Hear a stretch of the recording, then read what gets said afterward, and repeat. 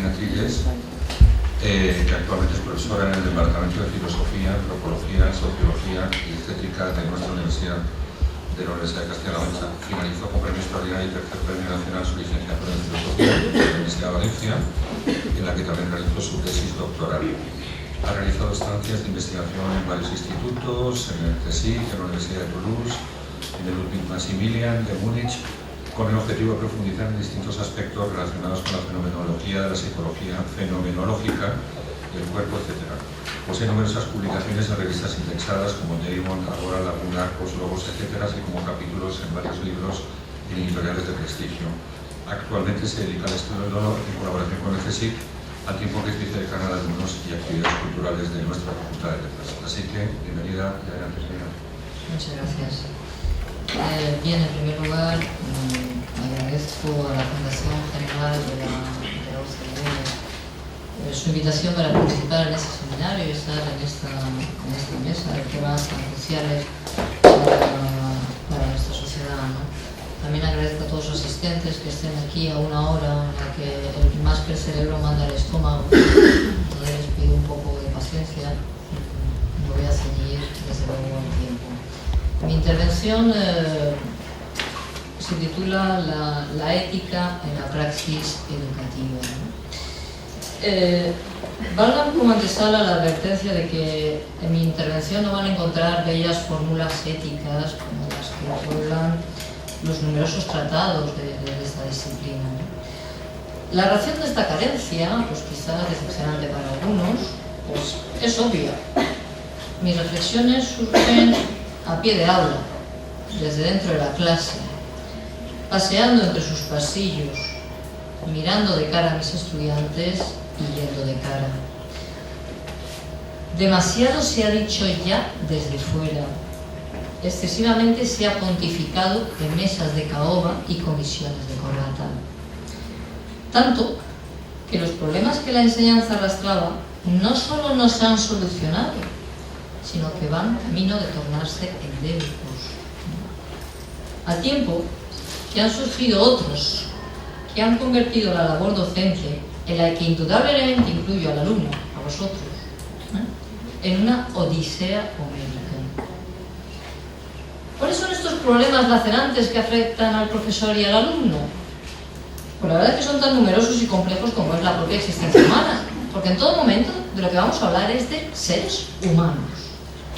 Sin embargo, pues para esta intervención pues he elegido algunos que creo que son los que en estos momentos están haciendo nuestra labor realmente difícil.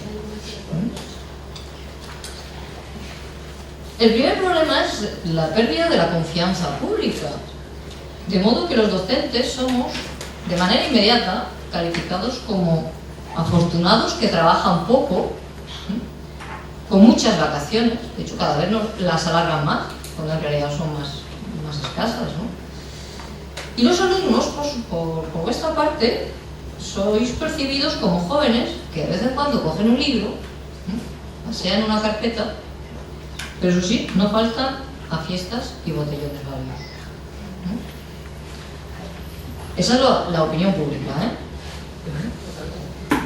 El segundo problema es que hay un mayor interés por los problemas prácticos, de manera que los desdichados de letras, humanidades, ciencias sociales, para resumir, los que no llevamos batas blancas ni trajinamos con placas Petri, debemos enfrentarnos al precipicio real de la desaparición y a la absurda y a la par que hiriente pregunta que habréis escuchado muchas veces de ¿y eso para qué sirve, no? La cura de enfermedades obvio afirmar que es de capital importancia, pero no desdeñemos la vigilancia de la dignidad humana, que es puesta en peligro a cada segundo en algún punto de nuestro planeta. Un tercer problema es la aplicación de estándares económicos a una práctica dirigida al crecimiento personal, como es la educación.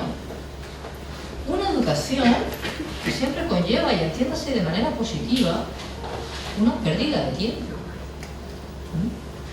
Los profesores rellenamos cada vez más aplicaciones iguales, pero en distintas plataformas. Somos evaluados por los estudiantes mediante encuestas de satisfacción como si fuésemos productos, eso sí, con emoticonos, lo cual da mayor relieve. Y las guías docentes se nutren de porcentajes casi ridículos. 5% por el trabajo online, 10% por X, 7% por no sé qué. Sin contar, eso sí, la asistencia a clase, que por desgracia no puede ser incluido. Pero además se copian comportamientos propios de las prácticas económicas, en las que resulta habitual, por ejemplo, la presencia de un letrado. Pues bien, ya tenemos abogados que acompañan a sus clientes en la revisión de exámenes. Y los seleccionan hasta el extremo de que en nuestros despachos empieza a resonar absurdamente aquello de que mi abogado no me permite hablar. Majadería cuando la pregunta es si se va a querer presentar a la siguiente convocatoria. Un cuarto problema es la pervivencia, en ocasiones mutada, del modelo paternalista, porque no tenemos las herramientas sociales, educativas, humanas, quizás, para dar el salto al modelo cooperativo dentro de una aula. Así, resulta más cómodo, tanto para el docente como para el alumno, ojo, para los dos, que el docente ejerza un papel dominante, transfiere su saber en clases magistrales, conocimiento que el estudiante engulle con la mínima intención de vomitarlo en un examen, el desdichado culmen de la sapiencia. Es la facilidad de la enseñanza deglutiva, a la que en ocasiones hemos de recurrir muy a nuestro pesar, porque por mucho que lo deseemos, muchos estudiantes y muchos docentes no siempre aceptan el reto de la cooperación, es decir, compartir la responsabilidad de la propia formación holística, abrirse a la posibilidad de un saber que tiene implicaciones prácticas en la vida de ambos. No creo que sea algo consciente, creo que se está perpetuando un patrón que se ha adquirido desde tan muy temprano. Pero lo cierto es que la apatía, la callada por respuesta, la mirada continua al reloj, y bien recuerdo que el caso tratado era la muerte digna a raíz del desdichado caso de Andrea, son muros difíciles de escalar, y como no nos ayudemos, las reacciones no se dan solas. Un quinto problema es la inmadurez generalizada, tanto en el comportamiento como en las competencias que supuestamente deberían haber adquirido. En el primer caso, y obviando ya por manida la falta de educación o el esto lo he pagado yo y hago lo que quiero, nos topamos, y estoy hablando de facultades, nos topamos con la presencia de los padres en las primeras clases. Padres que también aparecen en la secretaría de las facultades para solicitar las calificaciones de sus hijos, de los que, según sus propias palabras, no se fían. Y que, cómo no, nos acompañan a revisión de exámenes. ¿Y qué manía con la revisión? Revisión a la que cada vez es más frecuente que se personen hermanos mayores o supuestos hermanos mayores curtidos en gimnasios. Ya se pueden imaginar para qué, ¿verdad? La facultad es una burda versión de la familia y uno más, que hemos de sortear educadamente y echando mano a la ley de protección de datos, que no siempre es entendida en el caso de un hijo.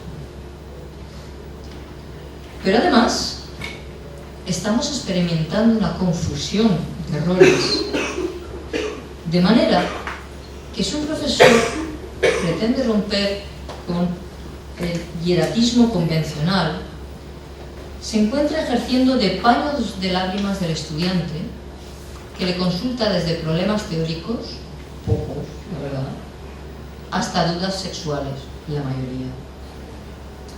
Nos convertimos en padres y madres de nuestros alumnos a nuestro pesar. En mi caso, soy madre de mi hijo, que ya tenía bastante con aguantarme. Pero no quiero ser la madre de mis estudiantes, ni tampoco renunciar a tratarlos comprensivamente. El equilibrio es muy frágil, cada vez más, hasta el día en que se quiebre, y tristemente hay que volver al usted con mayúsculas y a la palestra. Respecto a las competencias, arrastramos déficits de etapas educativas anteriores con las que no existe la suficiente comunicación, poco más allá de la preparación de las pruebas de acceso a la universidad. A lo que hay que añadir ahora nuevas problemáticas relacionadas con restricciones paternas que ningún curso cero puede remediar. Un doloroso ejemplo es el uso del ordenador, mejor dicho, su falta de uso. Hasta el punto de que el 90% de los alumnos que este año han empezado las carreras en nuestra facultad tienen dificultad a la hora de encender un ordenador porque lo han tenido prohibido para evitar el abuso de Facebook, Twitter, etc. Y desde luego, ni hablemos de Word. Aún preguntan qué significa esa palabra que aparece subrayada en rojo. Con este panorama, pues ¿en qué se convierte la docencia? Pues abandonamos, que a veces nos faltan ganas, o nos ponemos manos a la obra. No dudo que alguno de ustedes considerará mi discurso demasiado centrado en casos, pero como advertí al inicio de mi intervención, mis palabras han surgido en contacto directo con el aula y todos los que la integramos. Y creo que no cabe hacer otra forma de ética de la praxis educativa más que reconociendo que la docencia es una práctica relacional, es decir, una acción que implica como mínimo a dos sujetos que siempre se encuentran en una situación muy concreta con un bagaje vital no desdeñable. Brevemente, no existe la clase ideal, ni docentes ni alumnos perfectos, sino seres humanos con sus dolores de cabeza, sus noches insomnes, con la tontuna del enamoramiento, con la tristeza del desamor. Seres humanos que, sin embargo, han de entenderse para que las horas que pasan juntos no sean una tortura para ambos. Este estar atado a unas condiciones muy concretas, insoslayables, suscita unas problemáticas específicas que ninguna ética universalista puede solventar. La contingencia y la singularidad, exigen una ética práctica. Esta ética práctica considera que la praxis educativa es una acción moral situada, por lo que la práctica relacional no es un medio para producir valores, sino el lugar mismo en el que se viven, en el que se encarnan. Es en el trato entre el docente y el alumno en el que asoma y en el que se experimenta el respeto por la labor propia y ajena, el reconocimiento mutuo de nuestra valía, la importancia del diálogo, el carácter central de la responsabilidad. Desde luego, es una ética laboriosa y trabajada, porque tanto el docente como el estudiante han de esforzarse por ofrecer lo mejor de sí mismos y ser cuidadosos con la coherencia de sus palabras y sus comportamientos. Un profesor no debe, y subrayo el verbo usado, insistir en el diálogo, ofreciendo sin más una clase magistral y no dar lugar a las preguntas. Al tiempo que un alumno no debe, e insisto nuevamente en el verbo, exigir el diálogo cuando no presta la suficiente atención ni está dispuesto al cuestionamiento cabal. Y que afirmar del respeto. Ahora este ya no es inherente ni a la figura docente ni al alumno. Recuerden esa errónea imagen pública que tenemos. Sino que se crea lentamente conforme, por ejemplo, el docente demuestra su destreza en la materia, su modo adecuado de tratar, de ilusionar a los alumnos y, desde luego, con una conducta acorde con lo predicado. Por ejemplo, como profesora de ética, no debo hablarles a mis alumnos de la tolerancia y mostrar una conducta intolerante. La incongruencia es la cangrena de nuestro sistema y solo eliminándola podremos avanzar un poco más hacia la confianza. Supongo que a estas alturas no faltará quien me recrimine hablar desde un marco estrecho al centrarme en una clase, como si realmente no estuviese apoyándome en ninguna ética académicamente reconocida. Pero lo cierto es que mis reflexiones se apoyan en la praxis diaria y en la denominada ética del cuidado. Una ética de cuidado que de un modo ñoño se ha hecho equivaler a un proceder propio de madres y se ha entendido raramente que postulaba la sustitución de un moderno paternalista por uno maternal. ¿O no? Es decir, si bien su principal representante, Noddings, es una mujer, no tiene sentido interpretar su propuesta de este modo. Aunque es cierto que es bastante más cómodo entenderlo así, para no ensuciarnos las manos en el aula. Esta ética parte de la obviedad, muchas veces olvidada, de que el ser humano lo es en relación con los otros seres humanos, en el seno de una sociedad, ¿no? Y que por ende necesita a esos seres humanos para suplir sus carencias, para ser reconocido en sus acciones, que solo tienen sentido en manos de los otros que también demandan reconocimiento. La práctica relacional, que es la docencia, se inserta en este marco en el que las personas no solo adquieren conocimientos, sino construyen su yo, su personalidad, su ser. Vuelvo al intrincado asunto de cuáles son las funciones del profesor y del alumno en esta ética. Quehaceres a los que, ¿para qué negarlo?, habrá que aproximarse asintóticamente, porque cuando se alcanza el nivel universitario, tanto uno como otros ya hemos sido deformados de una determinada manera.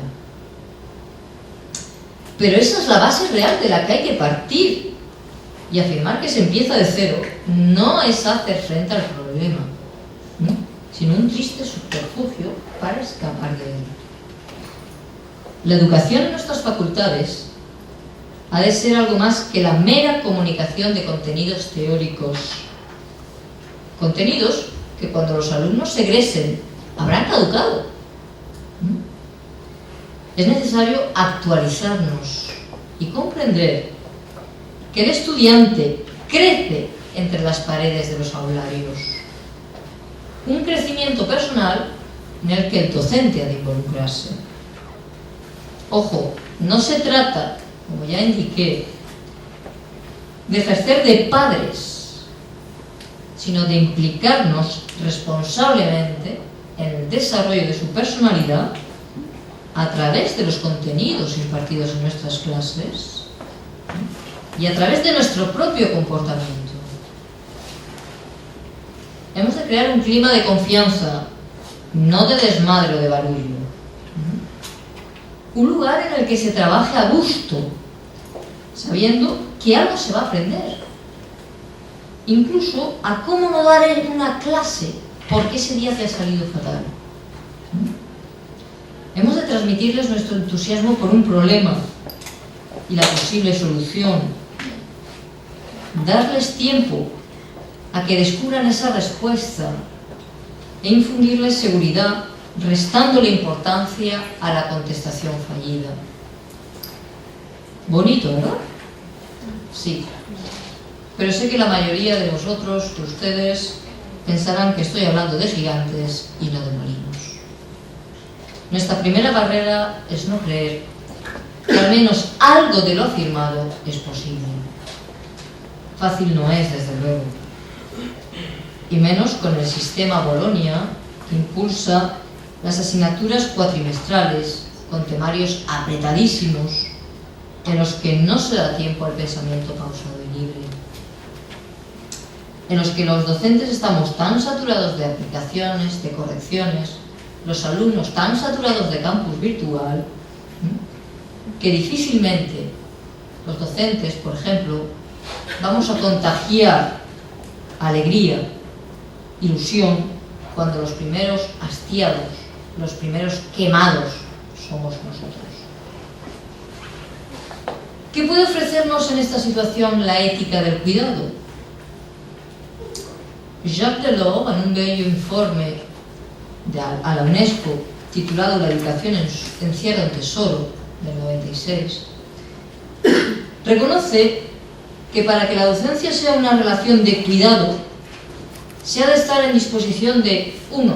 Saber estar juntos, 2. Saber ser, 3. Saber hacer y 4. Saber conocer. Dejando al margen sus hermosas palabras, que han sido posibles porque en su vida tuvo que enfrentarse a la tarea de dar una clase, voy a utilizar estos 4 pilares para completar nuestro trabajo como docentes y como alumnos, señalando también los problemas que hemos de solventar. Saber estar juntos. Profesores y alumnos pasamos mucho tiempo juntos, demasiado. Pero estar reunidos en un mismo lugar, como lo es una determinada aula, no implica que sepamos convivir. Hemos de aprender a conocernos, molestándonos cuando sea posible conocer nuestros nombres y ayudarnos mutuamente. Una lección no se da sola. El verdadero aprendizaje surge en la comunicación real y vivida entre el profesor y el alumno, cuando ambos están dispuestos. El docente ha de ayudar al estudiante, saber de sus puntos fuertes y de sus flaquezas, pero dicho apoyo no debe convertir al profesor en un coleguita. Del mismo modo que la implicación del alumnado en su labor no lo torna en un acólito susceptible de múltiples funciones fuera de clase. Saber ser. La enseñanza es un proceso dificilísimo, al que le es inherente la contingencia y la incertidumbre. Nada hay seguro. Un mismo contenido es asimilado con rapidez un día o en un grupo, y al día siguiente o en otro grupo todo cambia. Como indiqué con anterioridad, docentes y alumnos somos seres humanos, y eso está reñido con la perfección. El profesor no siempre tiene todas las respuestas, pero siente que si reconoce esa supuesta debilidad, el alumno morderá su cuello cual vampiro con ganas. Sin embargo, ¿por qué no reconocer con humildad que hay situaciones que no superan? ¿Por qué no postergar una respuesta hasta que se esté seguro? Nada malo hay en ello. Y creo que siendo humildes en el reconocimiento de nuestros límites, estamos yendo más allá de la transmisión de un saber teórico y nos estamos adentrando en el ejercicio de un comportamiento del que el alumno puede aprender. Por su parte, el estudiante en este caso no ha de hacer leña del árbol caído, sino considerar que quizás esa conducta puede ser un ejemplo a seguir. Al fin y al cabo, ¿qué es una facultad sino un lugar de aprendizaje mutuo? Si el conocimiento no avanzase, si estuviese encapsulado y muerto, fácil sería la perorata, pero el saber está en continuo proceso, haciéndose incluso en esas discusiones de clase. Y no siempre se pueden dar respuestas cerradas. ¿Implica ello que el docente es nefasto? Esta es la interpretación actual. ¿Por qué no cambiarla por docente honrado? Supongo que el problema es el examen, ¿verdad? Me imagino que algún alumno estará pensando que si se equivoca en la respuesta del examen, también se le puede considerar que fue honrado. Pero realmente este es un argumento capcioso que se cae por su propio peso. Saber hacer, la sabiduría práctica que conlleva el diálogo y la toma de decisiones sopesadas sobre problemáticas concretas. Y aquí hemos de romper con una idea demasiado arraigada. Considerar que el alumno tiene el problema y el profesor la solución. Si partimos de esa premisa, el diálogo es un absurdo y la posibilidad del entusiasmo por el hallazgo es una pantomima. Aprendemos juntos, aunque es cierto que el profesor lleva cierta ventaja porque tiene más años y una mayor formación.